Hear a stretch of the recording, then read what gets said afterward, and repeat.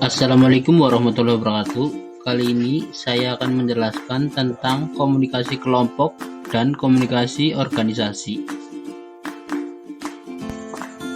Yang pertama, komunikasi kelompok merupakan proses komunikasi antara 3 orang atau lebih yang berlangsung secara tatap muka.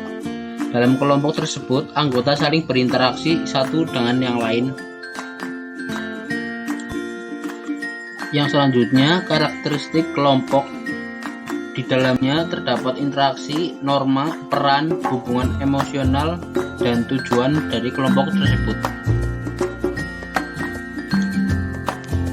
Sifat-sifat komunikasi kelompok sebagai berikut.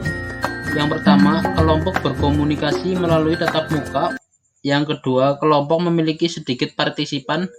Yang ketiga, kelompok bekerja di bawah arahan seseorang pemimpin. Yang keempat, kelompok membagi tujuan atau sasaran bersama.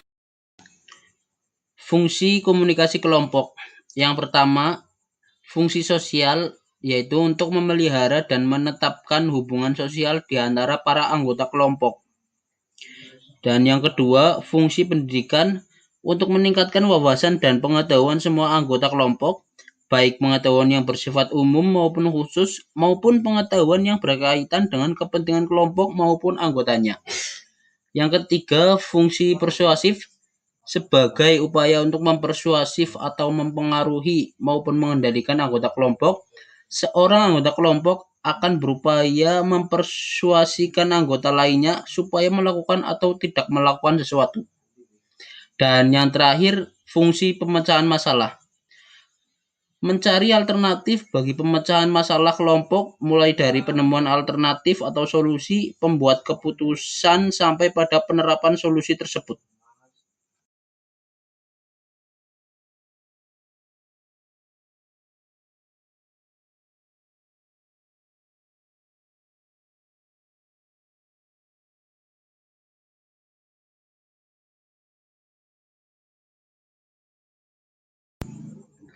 Jenis komunikasi yang selanjutnya adalah komunikasi organisasi.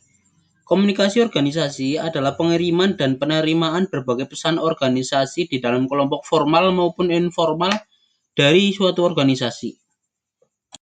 Fungsi komunikasi organisasi. Yang pertama, fungsi informatif. Orang-orang dalam tataran manajemen membutuhkan informasi untuk membuat suatu kebijakan organisasi ataupun guna mengatasi konflik yang terjadi di dalam organisasi tersebut. Yang kedua, fungsi regulatif. Fungsi regulatif ini berkaitan dengan peraturan-peraturan yang berlaku dalam suatu organisasi. Yang ketiga, fungsi persuasif.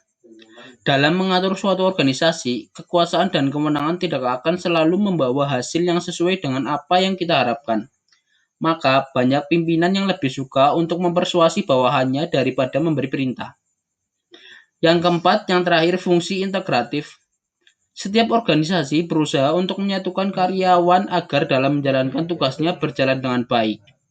Media integratif tersebut berupa newsletter, buletin, pertandingan olahraga, kegiatan dharma wisata, dan sebagainya.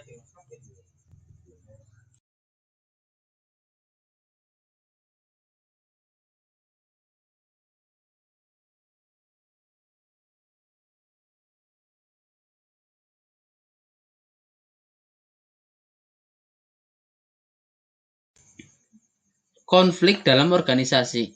Konflik merupakan permasalahan serius yang dapat merugikan suatu organisasi. Konflik dapat diartikan dengan perbedaan, pertentangan, dan perselisihan. Konflik menjadi bagian dalam dinamika suatu organisasi. Cara mengatasi konflik dalam organisasi. Yang pertama, pengenalan. Sebelum mengambil langkah atas apa yang perlu dilakukan, ada baiknya untuk mengenali apa masalah yang sedang terjadi. Yang kedua, diagnosa. Wassalamualaikum warahmatullahi wabarakatuh. Melakukan diagnosa perlu dilakukan untuk langkah apa yang perlu diambil dalam menyelesaikan masalah. Yang ketiga, menyepakati solusi. Menyepakati solusi yang diambil harus seimbang dan tidak berat sebelah. Yang keempat, pelaksanaan. Solusi yang telah disepakati kemudian harus dilaksanakan secara bersama.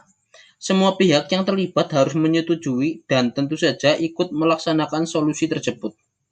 Yang terakhir, evaluasi, melakukan evaluasi bersama-sama.